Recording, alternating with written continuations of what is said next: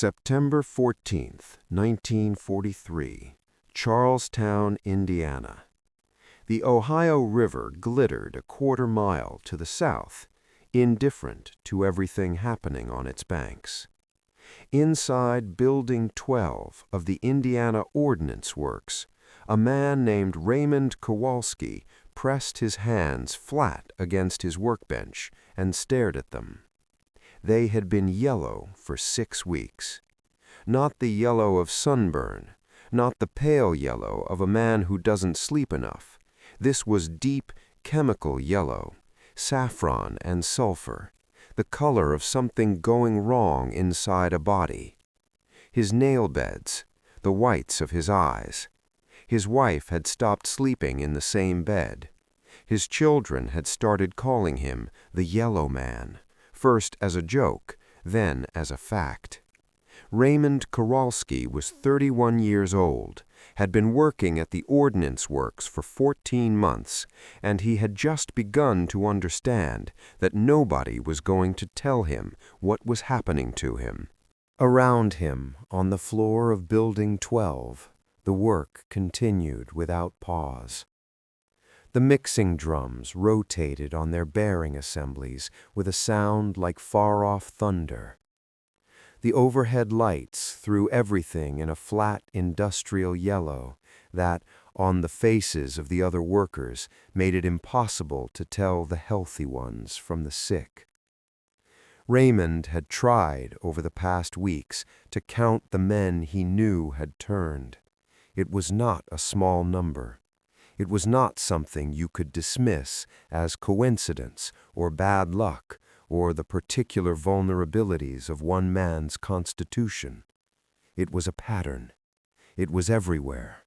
It was in the lunchroom and on the bus that ran between the South Gate and downtown Charleston, and in the faces of the men who stood at the adjacent stations and never quite met his eyes when the subject of the yellow came up, because they were afraid the same way he was afraid.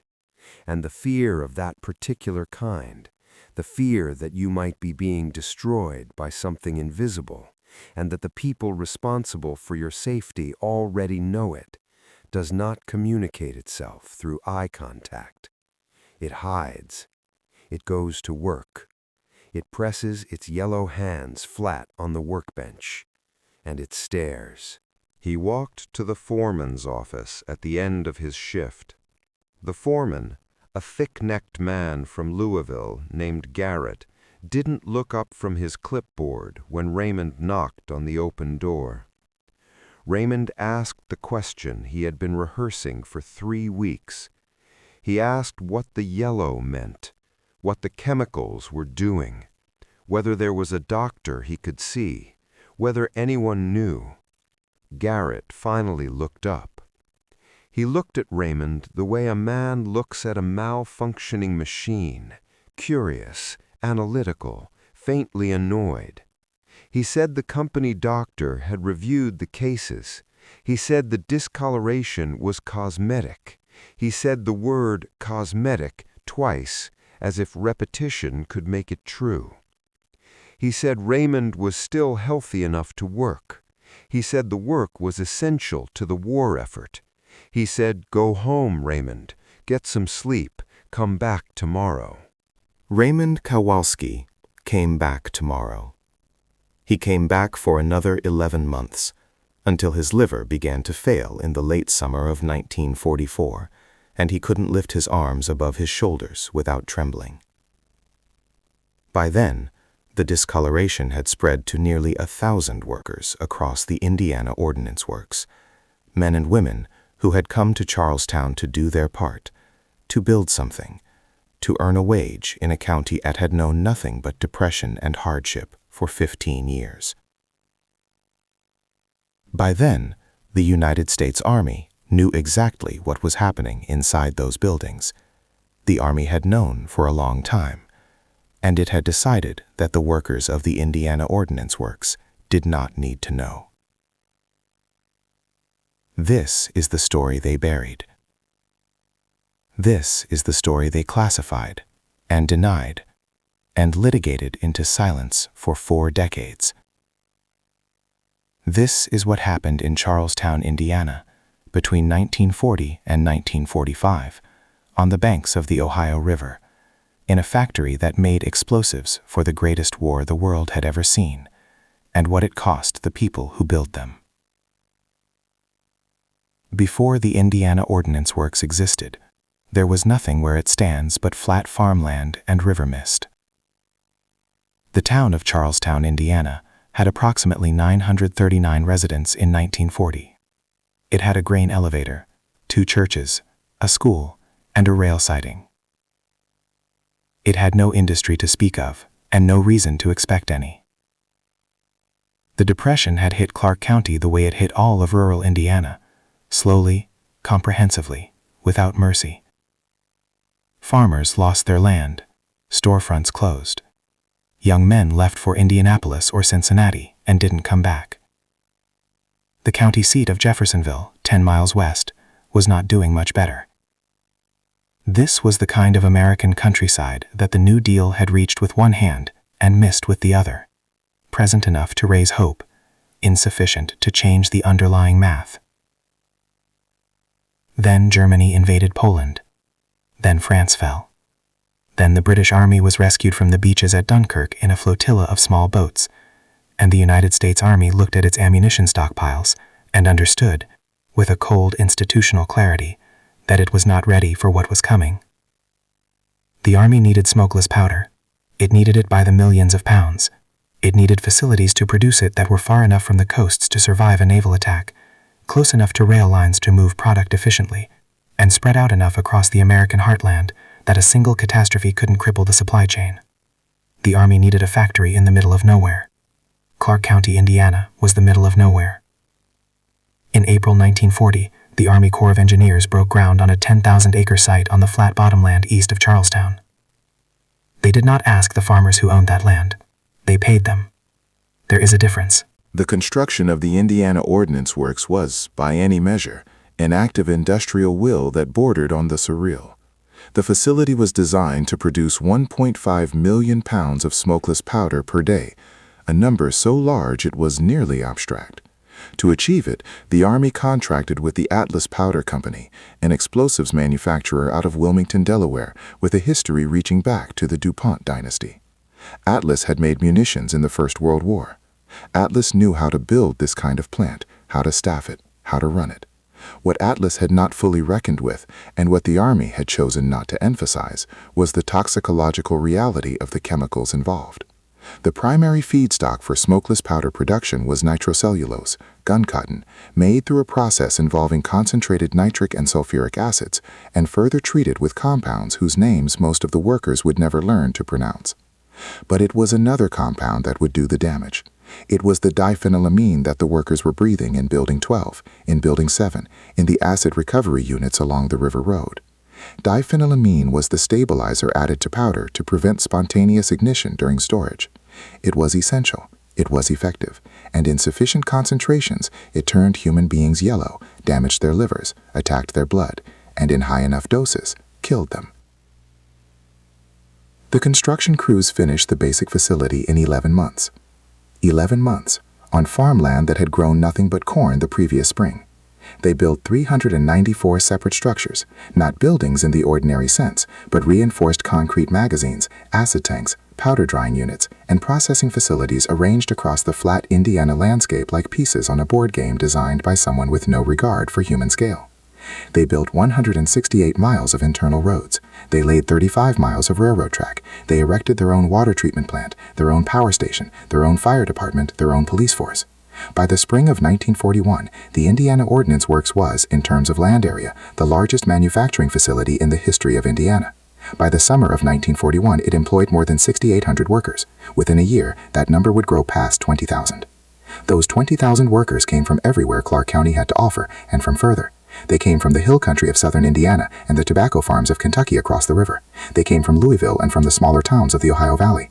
They were men who had been plowing fields and cutting timber and digging ditches, and women who had been waiting tables and keeping house and raising children on whatever their husbands could bring home. The war had produced an industrial draft, not in name but in fact. The jobs paid real wages, the work was presented as patriotic duty, and the economy had left most of them with no compelling alternative. A woman named Dolores Hensley, whose nephew would later speak to a local historian, left a job washing dishes in a New Albany diner for a position in the powder drying units that paid 3 times as much. She sent money home to her mother in Scott County. She was 23 years old. The processing of nitrocellulose into smokeless powder was not a single action, but a long chain of chemical and mechanical steps, each requiring human attention, each involving exposure at various concentrations to the compounds running through the system. Workers in the acid recovery section managed the nitric and sulfuric acid streams. Workers in the nitration units combined the acids with the cellulose feedstock in large stainless vessels that vibrated with a low, constant hum like a held note on an organ pipe. Workers in the drying units handled the finished powder in its semi-processed state, pale and almost beautiful, moved it through dryers that ran at carefully controlled temperatures, watched for discoloration that would indicate something had gone wrong in the chemistry. Workers in the finishing section loaded the dried powder into containers for shipment. And running through all of it, through nearly every stage of the process, was the diphenylamine, the stabilizer, the essential additive, the compound whose presence in those buildings was the reason the workers were turning yellow, and whose toxicology had been documented in scientific literature that sat in army files while the workers breathed it in. The facility they came to work in was like nothing any of them had ever seen. The scale of it was disorienting in the specific way that only American industrial ambition can be disorienting. The sense that someone had taken a small Midwestern county and replaced it overnight with something from a different civilization entirely. The buildings were enormous, low-slung and concrete gray, arranged in precise rows that stretched to the tree line in every direction. The smell hit you before you got to the gate. Acid tang and something chemical and slightly sweet underneath it. The smell of nitrocellulose processing. The smell that would never fully leave your clothes or your hair, or, though none of them knew it yet, your bloodstream. Inside the processing buildings, the noise was constant and physical. The grind of mixing drums, the hiss of steam through transfer lines, the rhythmic thump of the drying machines that sounded, if you worked near them long enough, like a second heartbeat. The powder itself was beautiful in its raw form, pale and fibrous, almost like cotton, which was exactly what it had been a few steps back in the process. It was difficult to look at it and think danger. It looked like something you could touch. They worked 12-hour shifts, 6 days a week. The pay was consistent and the work was steady, and in Clark County in 1941, those two facts meant everything. Men who had been earning 35 cents an hour in the county's scattered light industries found themselves earning $1.25. Women who had never held a factory job found themselves earning wages that made their previous lives seem like a kind of dream they were waking from slowly. The company ran 2 commissaries on site, a medical station, a recreation hall. There were dances on Saturday nights in the summer, held in a concrete-floored building that smelled of powder no matter how much you swept it. The workers of the Indiana Ordnance Works were, in the early years, proud of what they were doing. They were making ammunition for the boys in the Pacific and the boys in North Africa. They were doing something that mattered. The yellow hadn't started yet. The headaches were easy to dismiss. The fatigue was the natural consequence of 12-hour shifts. The slight nausea that came on in the afternoons, inside certain buildings, was probably something you ate. There was a particular quality to the work that the workers of the Indiana Ordnance Works would remember for the rest of their lives, or at least the ones who lived long enough to remember much of anything. It was not simply the scale of the place, though the scale was unprecedented. It was the feeling of purpose, the specific, almost physical sensation of doing something that the entire country needed done. The newspaper said so. The radio said so. The foreman said so. When you stood at your station in Building 7 and watched the pale, fibrous powder moving through the transfer lines, you understood that you were part of something larger than yourself in the most literal possible sense. Soldiers were going to fire rifles loaded with cartridges that burned the powder you were making. Artillery shells were going to fly on trajectories calculated around the performance characteristics of the powder you were making. The war was going to be won, in some fraction too small to calculate, but too real to dismiss, by the work of your hands on a shift that started at 6 in the morning and ended at 6 at night, 6 days out of every 7, in a county that had never seen anything like what had been built here. That sense of purpose was not manufactured, it was genuine.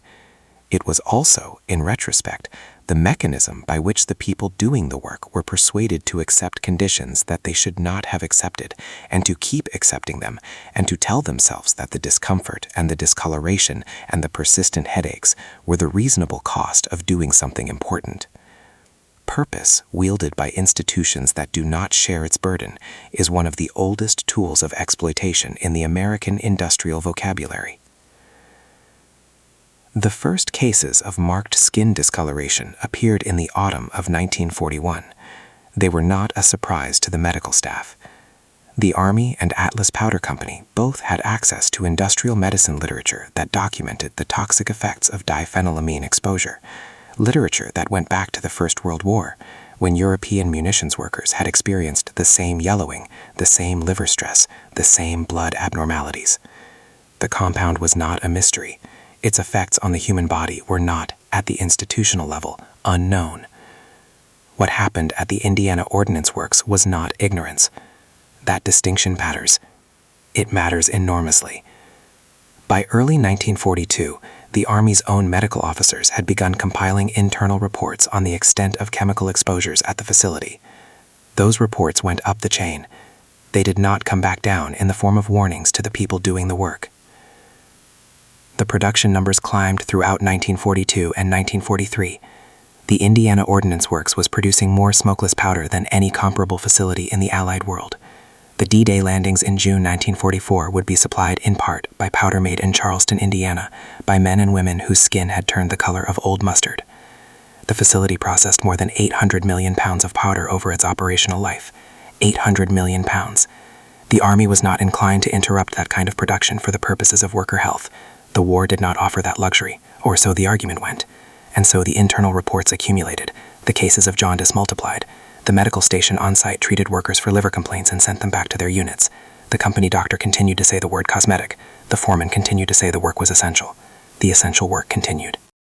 What happened when the war ended was not a reckoning. It was a retreat.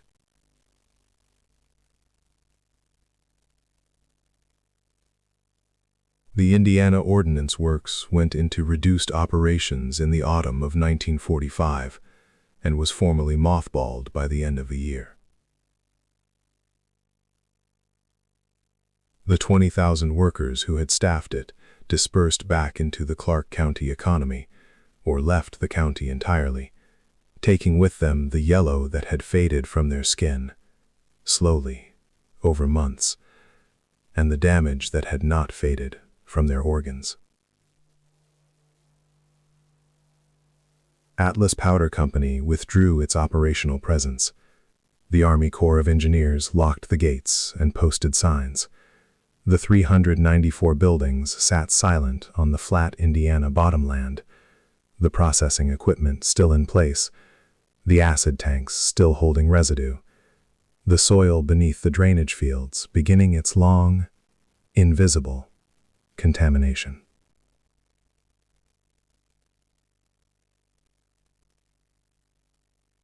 Workers who had developed liver disease found that the company doctor's records had been consolidated, summarized, and in many cases misplaced. Workers who applied for compensation through the state's industrial insurance system found their claims challenged on the grounds of insufficient medical documentation. Workers who had been told for 3 years that their discoloration was cosmetic now found that the same institutional voice that had told them this was no longer available to confirm or deny anything.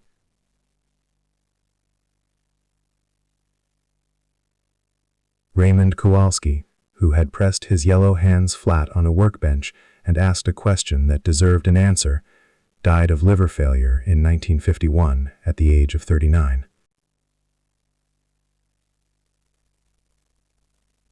His death certificate listed the cause as cirrhosis.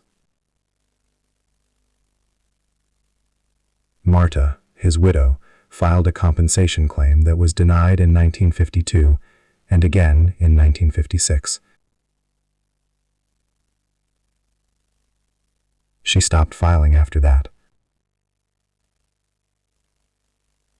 She understood, the way that working people in mid-century America were trained to understand, that the institution had made its decision, and the individual did not have the resources to reverse it.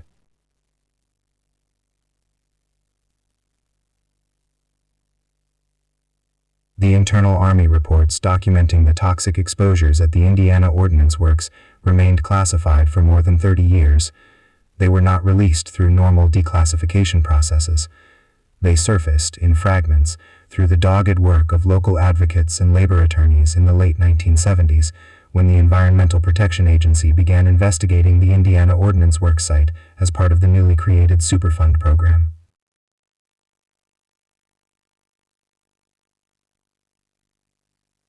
What the EPA investigators found in the soil and groundwater beneath the 10,000-acre site was a catalog of industrial contamination: nitrate compounds, acid residues, heavy metals. That confirmed what the workers had been breathing and absorbing for years. The site was listed on the National Priorities List in 1983. It has been under active remediation, with intermittent funding and inconsistent progress ever since. The compensation battles ground forward through the 1980s. Attorneys working on behalf of surviving workers and their families obtained, through the Freedom of Information Act, requests to the Army, documents that the Army had compiled in 1942 and 1943, documents that demonstrated, in clinical Army language, that the medical staff at the Indiana Ordnance Works had known about the toxic exposures, had documented the cases, and had made no systematic effort to reduce them or warn the workers. The documents were not explosive in the rhetorical sense. They were methodical. They were written by men doing their jobs, recording observations, making recommendations that were filed and not acted upon. That methodical quality was somehow worse than if they had been conspiratorial. There was no villain in the documents. There was only process and silence and the specific cruelty of institutional indifference. The workers who survived, and who lived long enough to learn that documents had existed, had always existed, that their government had sat on the evidence of their poisoning for more than 30 decades, reacted with a particular kind of exhausted fury that has no clean name in the American political vocabulary. It was not surprise. By the time the documents surfaced in the late 1970s, most of the surviving workers from the war years were in their 60s or 70s. They had spent 20 years being told that their illnesses were not connected to their work, that the documentation didn't exist, that the burden of proof rested with them. Learning that the documentation had existed all along, had been classified and managed and kept from them with bureaucratic precision, did not feel like revelation. It felt like being told formally and with paperwork that they had been right all along, and that being right had made no difference whatsoever. The settlements that eventually emerged were modest. The law did not move easily in favor of workers whose illnesses had manifested decades after the fact, whose medical records were incomplete, whose exposure documentation had spent 30 years in classified storage. Some families received small payments. Most received nothing. The legal standard of proof required for occupational illness claims in Indiana was, in practice, nearly impossible to meet when the responsible party had spent a generation managing the availability of evidence. You can drive to Charlestown today. It takes about 20 minutes from Louisville, across the bridge, and east on State Road 62. The town has grown. It has close to 9,000 residents now, a consequence of Louisville's suburban expansion northward across the river. But the growth has the characteristic flatness of American exurbia, the Dollar Generals and the fast food franchises, and the subdivisions with names that gesture toward a nature the development has replaced. The Indiana Ordnance Works site itself is now the River Ridge Commerce Center, an industrial park, which is fitting and perhaps intentional in the way that naming things after what you've destroyed can be intentional. Some of the original 1940s buildings are still standing. They have been incorporated into the Commerce Center's infrastructure, repurposed as warehouses and light manufacturing spaces. Their thick concrete walls unchanged, their dimensions still speaking the language of wartime necessity. If you know what you're looking at, you can see it. If you don't, they're just old buildings. The River Ridge Commerce Center employs several thousand people today in logistics, light manufacturing, and distribution. Amazon has a facility there. There are fulfillment centers. The language of modern commerce has moved into the bones of a place that was built for a different kind of urgency, a different kind of necessity. The workers who sort packages in those warehouses do not know, for the most part, what the concrete beneath their feet absorbed. They do not know what the soil under the parking lots still holds. They do not know the names of the people who stood in these same cubic feet of air and breathed what the air contained, and came home yellow, and were told it was cosmetic. That knowledge has not been passed down, because it was never passed out. The official histories of the site emphasize production statistics, wartime contribution, the remarkable speed of construction. The official histories do not dwell on the medical records. The official histories are not wrong, exactly. They are simply incomplete in a direction that benefits the institution and costs the dead nothing, because the dead are past being cost anything. The acid drainage fields are remediated officially. The nitrate plumes in the groundwater are being addressed officially. The EPA website lists the site's status as ongoing, a word that has meant the same thing for 40 years. On the river road south of the main complex, there is a stretch of scrub woodland that was, in 1943, the location of the powder drying units where Dolores Hensley worked her 12-hour shifts and sent money home to Scott County. The trees that have grown back over that stretch are young trees, second-growth hardwoods with thin trunks, the kind of trees that come back after everything else is gone. They do not know what grew here before them. They do not know what is still in the soil beneath them.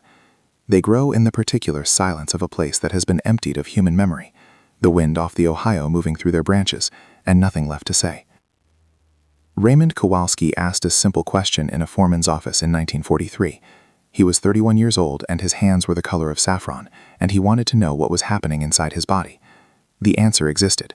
The answer was written in reports that had been filed and classified and stored in a system designed to outlast the inconvenience of his asking. He never received it. His wife never received it.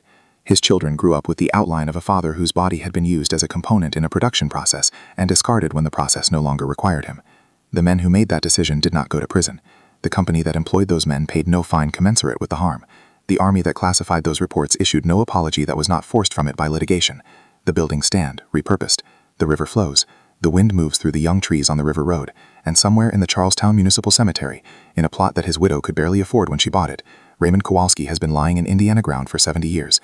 The same ground, the same silence, the answer he never got still sitting in an archive somewhere, in a manila folder, under a bureaucrat's handwriting, precise and clinical and indifferent as a machine.